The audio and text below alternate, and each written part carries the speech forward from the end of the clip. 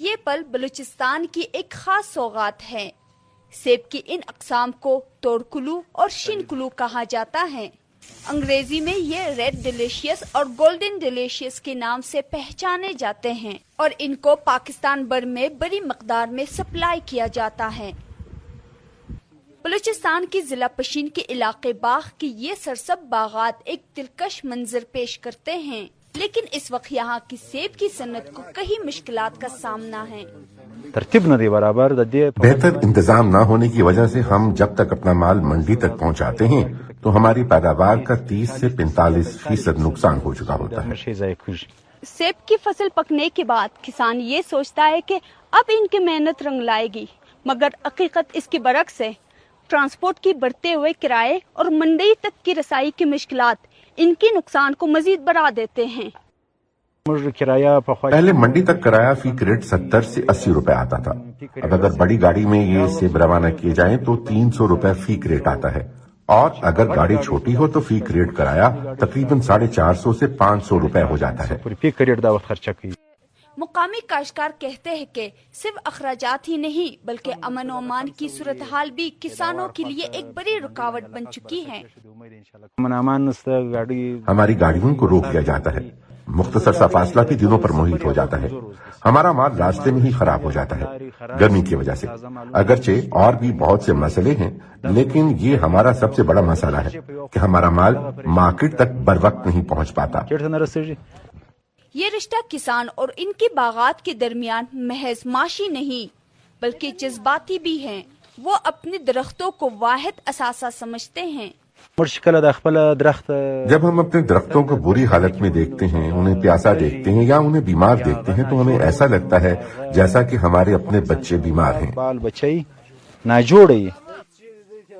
جدید سہولیات کی عدم موجودگی صورتحال کو مزید خراب کرتی ہے۔ کاشتکاروں کی مسائل صرف انتظامی نہیں بلکہ موسمیاتی تبدیلی کے منفی اثرات نے بھی سیب کی پیداوار کو براہ راست متاثر کیا ہے۔ یہ پولینیشن کا ایشو ہے، مطلب ایک ایپل کی ٹری سے لیٹ سے اگر 10 kg ایپل مل رہا تھا اب وہ 5 kg پہ آ گیا، نمبر 1۔ نمبر 2 یہ کہ ایپل میں کلریشن کا ایشو ہے۔ جو ریڈ ایپل ایک جس کا ٹیکنیکل نام از ریڈ ڈیلیشیس، وہ ریڈ ڈیلیشیس ہے، وہ تورکلو وہ نہیں رہا جو کہ ریڈ تھا، اب وہ آف بھی ریڈ نہیں رہا، مینز 25% اس میں کلریشن آتی ہے because of the climate change. اس کے علاوہ پانی کی کمی بھی کسانوں کے لیے ایک بڑا چیلنج ہے۔ یہ صورتحال مستقبل میں سیب کی کاشت کے لیے مزید سنگین خطرات پیدا کر سکتی ہے۔ یہاں پہ واٹر سکیرسٹی آ گئی، پانی کی اتنی شدید قلت کہ یہاں پہ لوگ جو اس کو محسوس کر رہے ہیں کہ how we can grow apple, کیونکہ ایپل ہائی ڈیلٹا کراپ ہے، مینز زیادہ سے زیادہ پانی پہ گرو ہو رہا ہے۔ زرعی ماہرین متبادل اقسام اور جدید طریقہ کاشت کو اپنانے کی تجاویز دے رہے ہیں تاکہ اس صنعت کو بچایا جا سکے اور بلوچستان کے سیب ایک بار پھر اپنی پہچان قائم رکھ سکیں۔ ہماری جو ٹریڈیشنل ورائٹیز ہے جس کو تورکلو یا ریڈ ڈیلیشیس کہتے ہیں، جس کو گولڈن ڈیلیشیس یا شنکلو کہتے ہیں عرف عام میں لوکل لینگویجز میں، یا پھر کاجا، یہ 3 کمرشل ورائٹیز ہیں۔ ان ورائٹیز کا الٹرنیٹ ہم نے ڈھونڈا، اس کا نام ہے ورائٹی کا وہ اسی طرح کا، لیکن انہوں نے اپنی جرومائن کے نام سے امریکن نے اس کو نام دیا۔